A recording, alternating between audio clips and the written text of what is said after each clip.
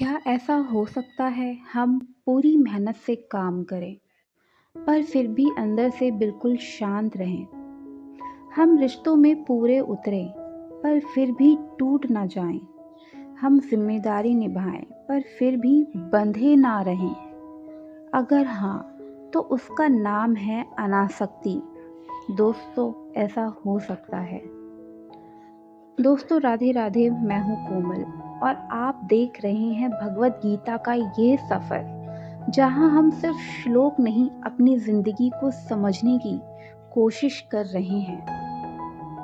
दोस्तों, हमने last episode में समझा था, जब ईश्वर किसी को चुनते हैं तब जीवन सीधा नहीं रहता। पर एक सवाल रह गया था, अगर मैं ईश्वर का माध्यम बन जाऊं, तो क्या मुझे सब कुछ छोड़ देना होगा या फिर कर्म करते हुए भी मुक्त रह सकता हूँ? और वहीं से शुरू होता है आज का ये विषय। दोस्तों, आज हम समझेंगे कर्म करते हुए भी अनासक्ति कैसे रहें। दोस्तों, यहाँ पे मैं शॉर्ट में पहले बताना चाहूँगी, अनासक्ति का मतलब है कि कर्म करते हुए हमें किसी भी चीज़ से चिपकना नहीं है, अपने आप को डिटैच रखना है।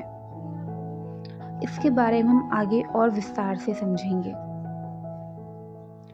दोस्तों, गीता में कृष्णा ने स्पष्ट कहा, जो व्यक्ति कर्म को मुझ में अर्पण करके करता है वो पाप से अलग रहता है। जैसे कमल का पत्ता पानी में रहकर भी भीगता नहीं। ये बहुत गहरा संदेश है। कमल का पानी में रहना, पर पानी कमल में नहीं है।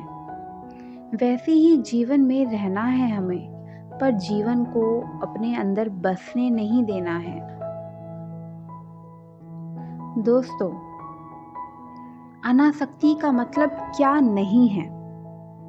तो दोस्तों, अनासक्ति का मतलब बेपरवाह होना नहीं है। अनासक्ति का मतलब ठंडा पड़ जाना नहीं।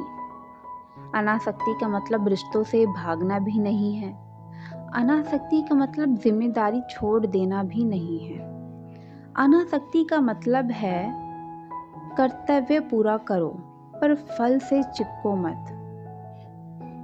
दोस्तों, अगर हम अपने रियल लाइफ एग्जाम्पल देखें, जैसे मान लो आप एक माँ हो, आप अपने बच्चों के लिए सब कुछ करते हो, पर जब बच्चा आपकी बात ना माने और आप टूट जाओ, तो वहाँ आसक्ति थी, क्योंकि आप टूट गए। आपने अपने आप को उनके रिएक्शन से खुद को जोड़ लिया था, जिसकी वजह से आप टूटे, बिखरे, रोए।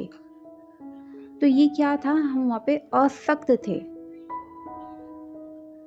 दोस्तों, अनासक्ति क्या होती?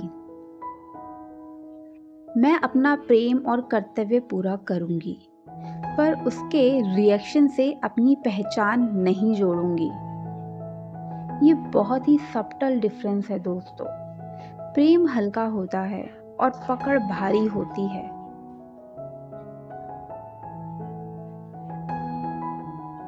बंधन कहाँ है? बंधन कर्म में नहीं, बंधन अपेक्षा में है। मुझे समझा जाए, मुझे रिस्पेक्ट मिले, मेरा काम पहचाना जाए। जब तक ये चिपकना है, तब तक दुख निश्चित तौर पर है ही। दोस्तों, अर्जुन का संदेश। कुरुक्षेत्र में अर्जुन भागना चाहता था। उसने कहा, मैं यह युद्ध नहीं करूंगा, पर कृष्णा ने उसे संन्यास नहीं दिया।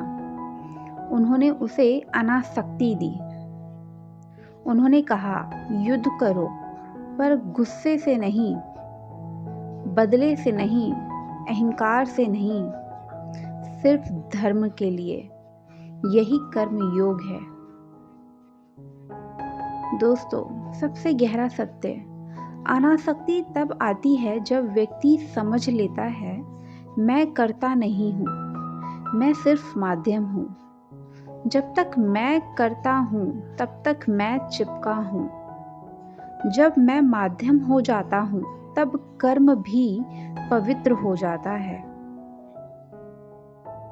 क्योंकि हम अपने कर्म को, अपने प्रत्येक कर्म को ईश्वर को अर्पित कर चुके होते हैं। उसके पाप पुण्य के फल से हम मुक्त हो चुके होते हैं, इसलिए हमारा प्रत्येक कर्म पवित्र होता है। दोस्तों, तो आज का सार क्या है?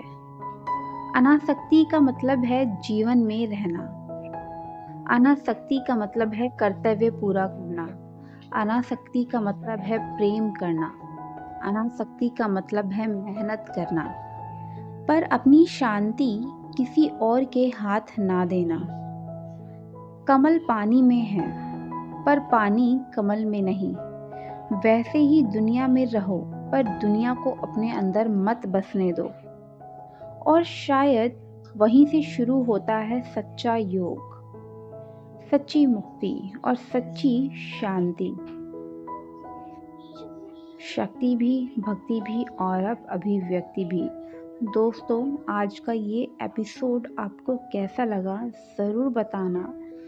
और अगर आपको आज का ये एपिसोड कुछ संदेश देता है, कुछ समझा सका है, तो लाइक, शेयर, सब्सक्राइब ज़रूर करना।